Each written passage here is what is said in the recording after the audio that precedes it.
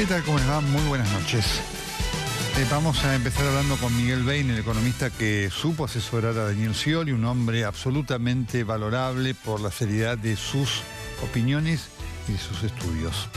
Vamos a preguntarle cómo está la economía en el día de hoy. Vamos a estar hablando con Eugenio Bursaco sobre dos temas fundamentalmente. Itatí, hecho que nos conmueve, ¿no es cierto?, con el tema del narcotráfico, pero también lo que se vivió aquí en Buenos Aires, con el tema de los cortes de calle del miércoles y si el protocolo de seguridad algún día se va a aplicar o no. Vamos a estar con Daniel Menéndez de Barrios de Pie, lo vamos a escuchar. Lo voy a criticar por la metodología aplicada para expresar la protesta. Es un tema sobre el cual la dirigencia de los movimientos debe reflexionar con la justicia de sus reclamos, pero con la necesidad de metodologías que también sean justas. Y en el final le vamos a pedir una reflexión a Santiago Kovadlov a propósito de lo que pasó en Olavarría, en el recital del Indio Solari, porque eso tiene un valor que nos abarca a todos como sociedad. Quiero compartir con ustedes esta breve reflexión editorial antes de ir a hablar con Miguel Bain. Hoy tenemos la declaración del paro de la CGT, el 6 de abril. Tenemos el paro de la CTA el 30 de marzo. Tenemos el paro de los docentes. Los paros tienen todos un componente político. Esto es indiscutible. Indiscutible. Por eso todos los gobiernos critican los paros. La criticaba Cristina Fernández de Kirchner cuando tenía paros, lo criticaba Menem cuando no tenía paros, lo critica este gobierno. En general los que son opositores apoyan, los que son oficialistas rechazan. Que hay intencionalidad política, siempre la hay. Que hay sectores, yo lo vengo diciendo, ¿no? En las redes sociales hay, desde el kirchnerismo, sectores que hablan del fenómeno helicóptero y quisieran que el presidente perdiera la elección de octubre para que se fuera. Eso existe. Todo eso existe y esa actitud destituyente es, por supuesto, repudiable. En el paro de los docentes, ¿hay intencionalidad política de muchos? Sí, claro que sí. Baradel tiene una situación política interna muy difícil, aun cuando está reclamando cosas que reclamó antes. Lo que quiero marcar es que por abajo de todo eso hay una realidad social difícil. Eso también existe. Discutiremos o no si todos los paros tienen la intencionalidad de buscar la solución o solamente buscar una crisis política. Esto es discutible y esto existe también.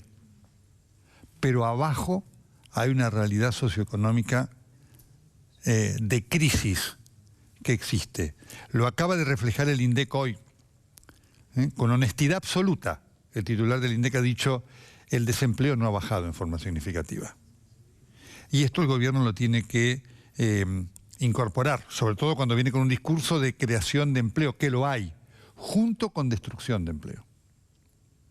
Esta es la complejidad de la realidad, sobre la cual se montan quienes legítimamente reclaman y quienes, en muchos casos, utilizan esos reclamos con intencionalidad política.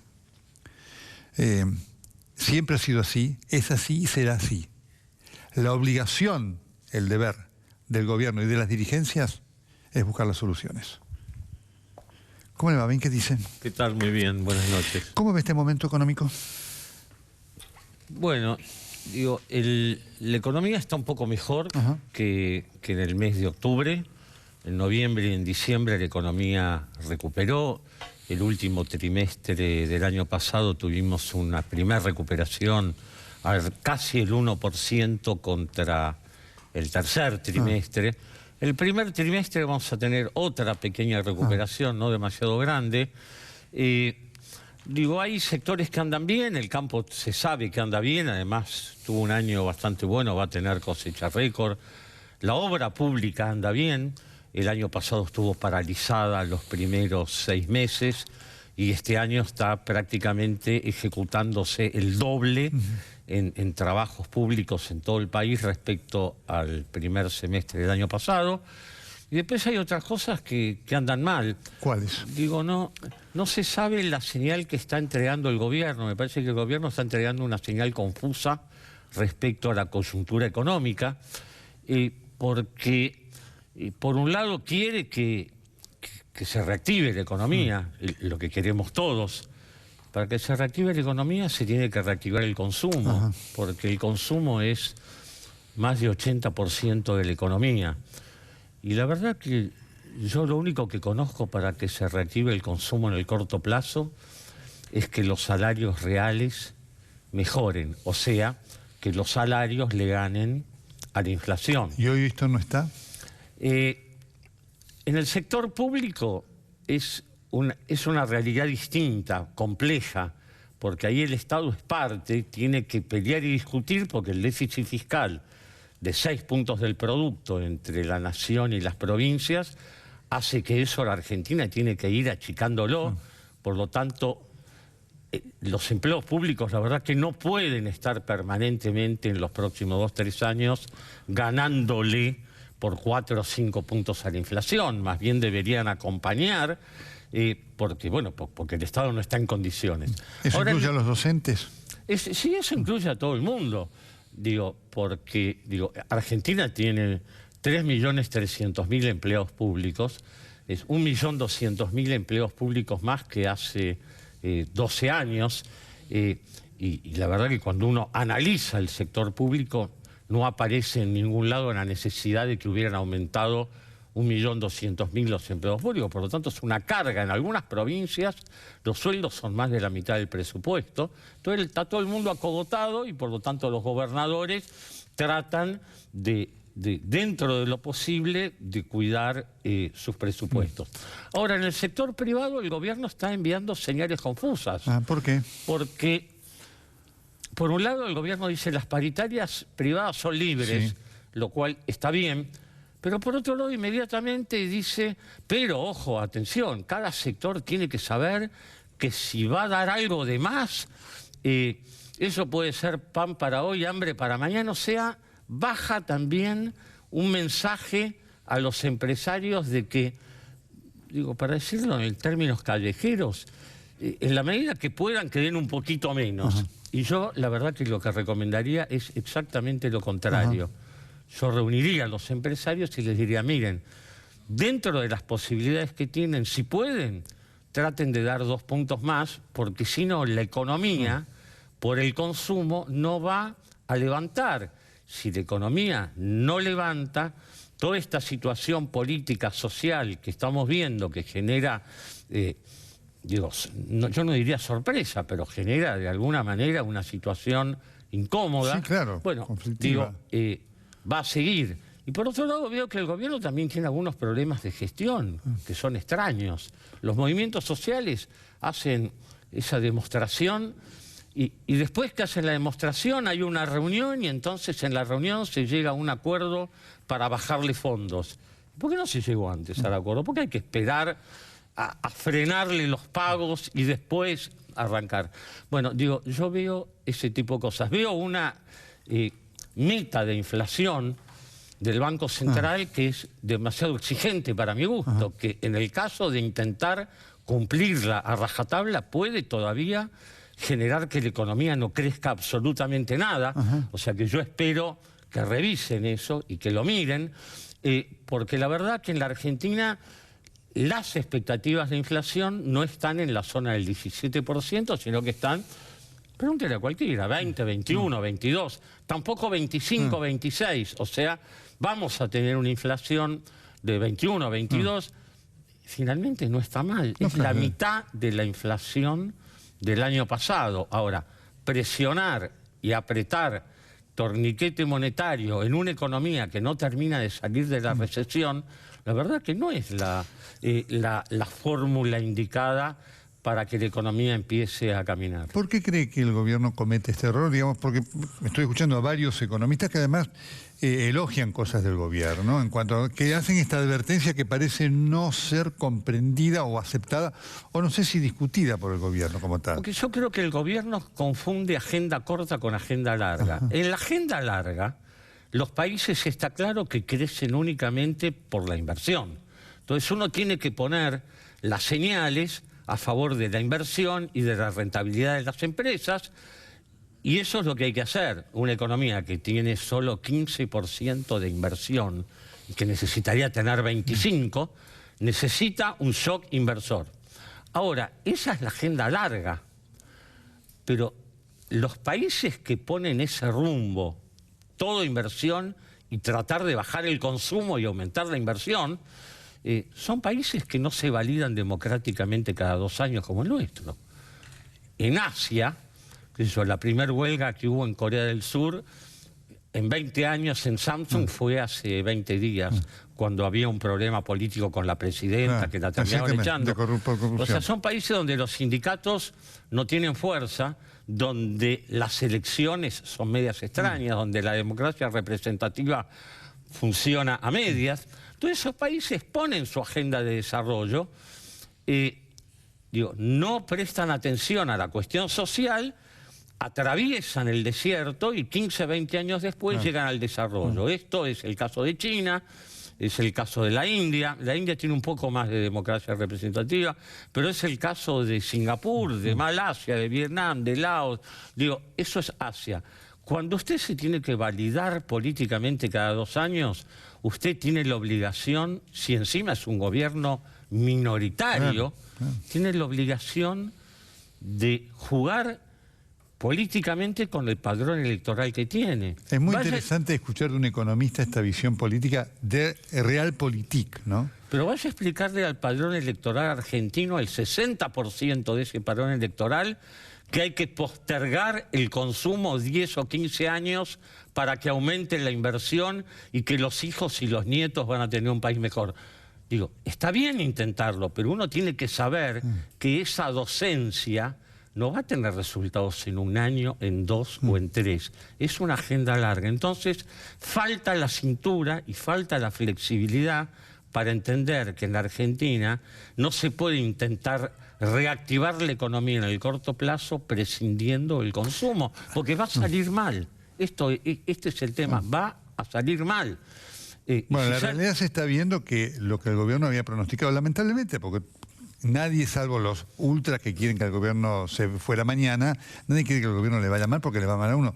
Los pronósticos del gobierno no se han dado hasta ahora. Bueno, el año pasado ni que hablar, está bien, siempre el año pasado uno puede decir, decían que la inflación iba a ser 25, fue 40, o que el PIB iba a crecer 0,5, cayó 2,3. Nada, veníamos de la campaña electoral, en campaña electoral, y yo que participé en una, sé que no siempre se dice la verdad. Se hablaba de pobreza cero, qué sé yo, se hablan pavadas. Pero ahora ya no es más, se acabó la campaña electoral. El año pasado el salario perdió 5 o 6 puntos, este año tiene que recuperar aunque sea 2 o 3 puntos. Entonces yo lo que noto es una cierta ingenuidad en la gestión, suponiendo que vamos a reactivar con yoga o con feng shui o con reiki o con buenas ondas. En la Argentina se reactiva con plata en el bolsillo. En la parte de jubilados creo que las cosas se están haciendo mejor. Ahí está la reparación histórica, ahí va a haber plata en el bolsillo. El ajuste de jubilados, 13%, no está mal en el semestre, después de la chiquilinada de tratar de sacarle 20 pesos a cada jubilado, ¿no? Una chiquilinada propia de estudiantes universitarios, digamos. Pero ahí está bien. En septiembre el ajuste a jubilados va a estar en la zona del 10-11, de modo que en el año los jubilados van a estar con una recuperación del 24%. Para una inflación de 20, 21 o 22, le van a ganar por 2 o 3 puntos a la inflación.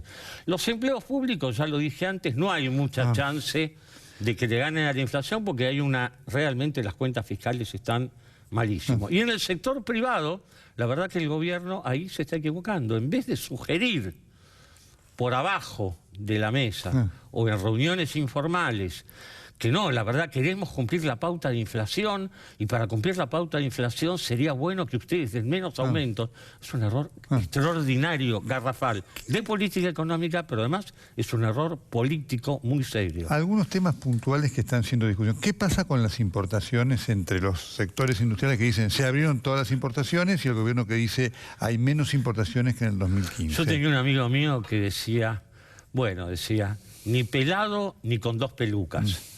O sea, hoy Argentina tiene un PBI, o sea, es el producto anual del país, que con el atraso cambiario que hay, dicho sea de paso... ¿Lo hay? Y ¿Lo sí, hay? claro. ¿De cuánto? Y claro, un 15, un 20% de atraso cambiario. Y sí, lo hay.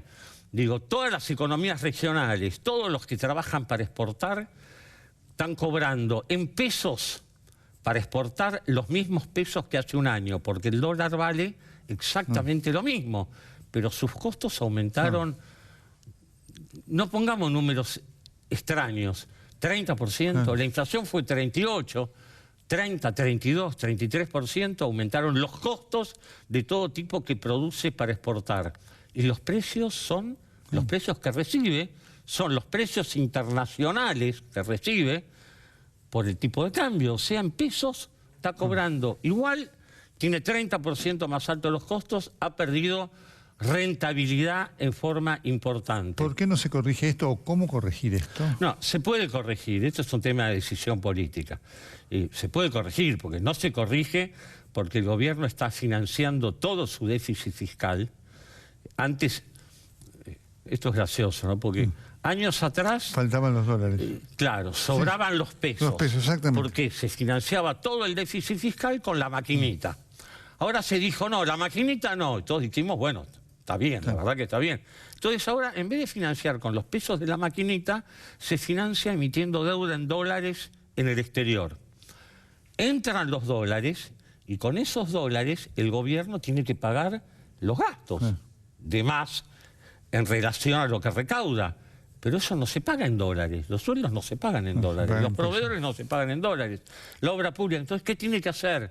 Tiene que vender los dólares. Eso es oferta enorme de dólares.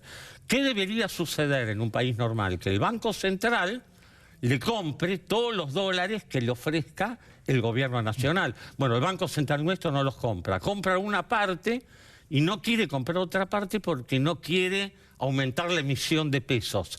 Con lo cual obliga al Tesoro Nacional y a las provincias a ir al mercado de cambios a vender dólares agresivamente, y ahí vemos el dólar barato, mucha oferta, yendo para atrás, yendo incluso para abajo, mientras la inflación, que bajó, y está en la mitad que hace un año, pero sigue estando en la zona del 1,5%, 1,8%, mensual, 1,9%. En este marco, la apertura, vuelvo a esto, la apertura de importaciones, en los sectores que se quejan, las hay, existen y efectivamente complican el desarrollo. De vuelta, hay, pero no es dista de ser una avalancha. Yo no voy a hacer demagogia porque no me dedico a eso, la verdad.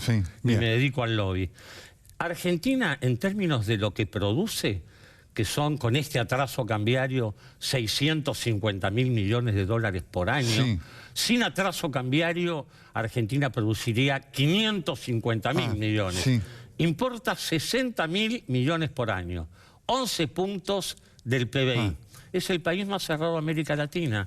Toda América Latina importa 12, 13, 14, 15, Chile 18. Digo, es un país bastante cerrado. ¿Que el año pasado aumentaron las importaciones de bienes de consumo? Sí. Es mentira que las importaciones bajaron. Bajaron las de petróleo porque bajó el precio del petróleo. Las importaciones de bienes de consumo aumentaron. Es verdad. Uno ve de pronto líneas como tomate triturado y sus jugos. 177% aumento.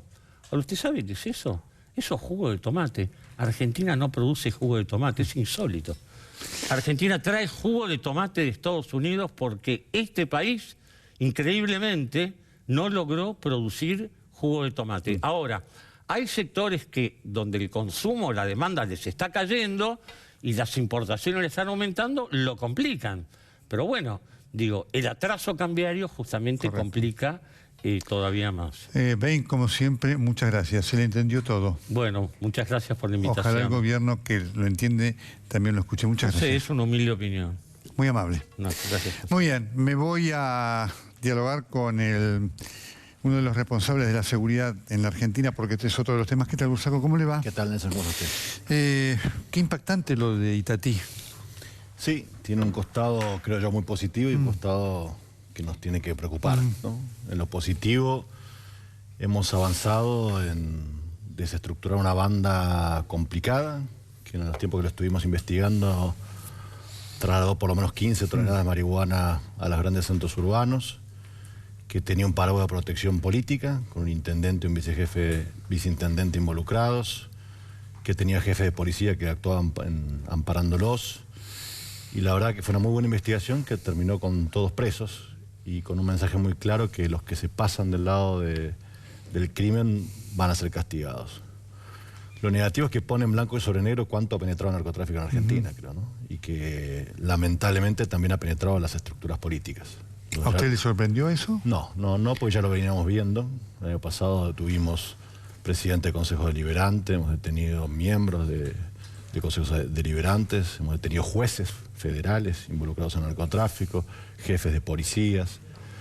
Por supuesto no hemos llegado a situaciones como la de Colombia o la de México, pero creo que tiene que ser un llamador de atención para no llegar a eso, y en ese sentido creo que la convocatoria del presidente a todos los gobernadores y a los ministros de seguridad ha sido una buena convocatoria y estamos teniendo buenos resultados en el país en esta materia. Estamos en un año récord de comiso de metanfetaminas, récord de comiso de cocaína. Hemos metido preso a casi todas las bandas serias que había en el país, los monos. Estamos avanzando y uno siente que vamos avanzando en forma correcta en un camino que es largo. Hoy tuvo el presidente y la ministra de Seguridad Bullrich en Paraguay, haciendo acuerdos. Se avanzó sobre acuerdos porque obviamente eso venía de Paraguay, ¿no? Ahí tenemos un problema serio que es el tema de la hidrovía. La hidrovía son aguas internacionales.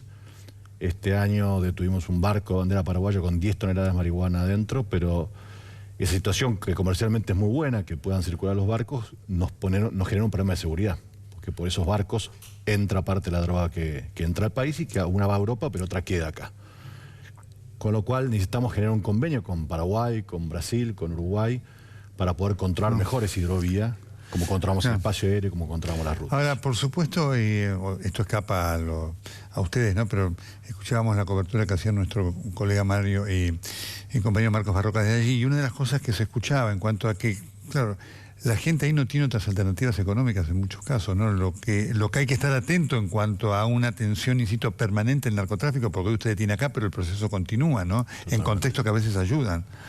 Creo que lo que marca usted es muy serio y era muy duro. Nos contaron historias muy fuertes, ¿no? De este grupo que iba a buscar jóvenes menores de edad a la salida de la escuela para utilizarlos como paseros o como los changarines que levantan, o como chajás, ¿no? Que anuncian cuando vienen las fuerzas federales para que no sean detenidos. O historias de pescadores que decían, mire, después de las 5 de la tarde no podemos estar en el río porque los narcos nos echan a tiros, digamos, ¿no? Creo que hay una necesidad de tener un Estado presente en estos lugares, claro, que durante muchos años no estuvo. Claro. Me dicen que hay sectores del gobierno correntino que están muy enojados con esto, que dicen que no, que esto es mentira, que esto... Le digo para que vea la complejidad del asunto, ¿no es cierto? Mira, nosotros estuvimos con el gobernador allá y él nos felicitó y de alguna manera era algo que estaba presente hace tiempo y que por ahí la provincia en sí misma no lo podía abordar. Él avaló todo esto.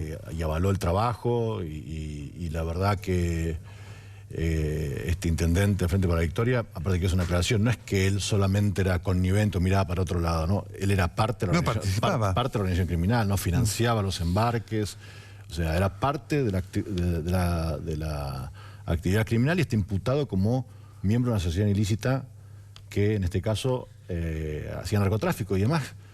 Lo interesante de la investigación es que fuimos hasta el final, fuimos hasta el lavado de dinero. Tenemos casi 75 embarcaciones, autos y más que se usaba para lavar el dinero mal habido del narcotráfico. Ayer la hermana Marta Peloni nos decía que también había procedimientos en Goya, que también había en Mercedes, en Bellavista, en San Miguel, Santa Ana y San Agustín, allí en Corrientes. ¿Efectivamente tiene esa dimensión? Estamos trabajando en toda la zona fronteriza. El año pasado, por ejemplo, en Misiones tuvimos un récord histórico con la provincia de Misiones de decomiso de drogas.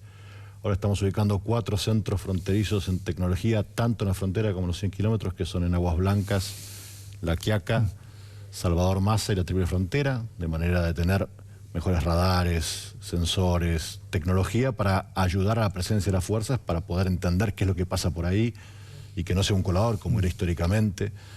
O sea, estamos tratando de avanzar en poco tiempo lo que no se hizo por muchos años y estamos observando resultados, ¿no? Cuando nosotros llegamos el primer año, el 90% de la droga decomisada era controles físicos, eran controles que había en las rutas. Este año, el 55% de las drogas son procesos de investigación, de inteligencia criminal, de trabajos que hacen las fuerzas junto con el área de inteligencia criminal del Ministerio, y eso marca que hay un avance. Por eso estamos en récord de decomisos, porque estamos entendiendo mejor cuál es la dinámica criminal, quiénes amparan esto, y estamos yendo a fondo, no con el último eslabón de la cadena que vende, sino yendo por los jefes y los políticos y los jueces que amparan estas... Esto es un elemento muy importante, porque claramente sin la política esto no se extiende de la manera que se extiende, ¿no? No, y yo creo que también le hace un bien al resto de los políticos porque aparte se genera una competencia ilegal. Aquellos que se financian el narcotráfico tienen enormes posibilidades de ser reelectos, de comprar voluntades y demás, frente a aquellos que honestamente quieren llegar a ser electos por el voto popular. Creo que es un mensaje claro, que hay una enorme mayoría de gente que trabaja bien y que no quiere esto en sus pueblos, lo receptamos en el mismo Itatí, digamos esto. Y como dijo bien usted, creo que ahora viene la parte social del Estado, que es estos lugares que estaban tomados por el crimen organizado, recuperarlos socialmente. Nosotros tenemos un plan que se llama Plan Barrios Seguros, que empezamos acá en la Villa 31, que ahora ya lo llevamos a 5 provincias del país, que lo que intenta es recuperar una presencia integral y una mirada completa del problema, ¿no? Que quiere decir iluminar, agua potable, abrir las calles, cuidar el espacio público, donde antes el que manejaba quién ingresaba y egresaba el narco, ahora tiene que ser el Estado presente. Bien, última consulta ya distinta. ¿El código de seguridad aquí para la Ciudad de Buenos Aires en cuanto a los cortes, en algún momento se va a aplicar? Mira, estamos trabajando con el gobierno de la ciudad. Nosotros el año pasado planteamos un debate profundo en este tema, que para mí es crucial. Veo un dirigente de movimientos sociales y creo que es un debate de fondo que hay que entender. Hay reclamos y peticiones que están amparados por nuestra Constitución y que está bien ejercerlos. El tema es hasta dónde afectar los derechos de los demás, hasta dónde afectar el derecho a circular, a llegar a un hospital, a llegar a una escuela. Sí, y ya demás. pasó mucho eso. Nosotros creemos que tenemos que lograr un equilibrio, entender y tratar de promover que la gente pueda trasladarse a una manifestación, pero no por eso cortar la 9 de julio y acampar en el medio varios días. Por supuesto, en la Nación tenemos un límite, que después quienes aplican estos códigos son las provincias. Y en el caso de la ciudad, el gobierno de la Ciudad de Buenos Aires. Entonces nosotros podemos promover, actuar de esa manera en Panamericana, en las autopistas nacionales y demás, pero en las ciudades intervienen las provincias. Y ahí es una tarea de convencimiento. Mira, hace unos días firmamos un convenio por el tema de transporte, por el tema de motochorros. Sí. Los cascos y todo. Sí, hubo protestas ayer, sí. Hoy estuve en Mendoza. Mendoza no adhirió a eso. Y están en su derecho. Las provincias, la seguridad ciudadana la manejan ellos. Ahora hubo, creo que 12 o 14 provincias que adhirieron. Y hay provincias que ya lo vienen aplicando hace tiempo, como Entre Ríos y demás, y han bajado notablemente el delito de motochorros. Pero también es cierto que por ahí no hay motochorros en La Rioja o en Mendoza, y bueno, ellos tendrán otra aproximación. Es un país federal que debe comprender que al final, no los delitos complejos como el narcotráfico, la trata de personas, pero los delitos comunes los manejan las policías provinciales. Prusaco, muchas gracias. De nada. Ya seguimos, estamos con Daniela Menéndez de Barrio de Pi, vamos a hablar de, por supuesto, el tema social, pero también de esto, el tema de la metodología. Ayer lo que generó en Buenos Aires merece un análisis crítico y estaremos en el final con Santiago Kovadrov reflexionando acerca del episodio Olavarría. Ya volvemos.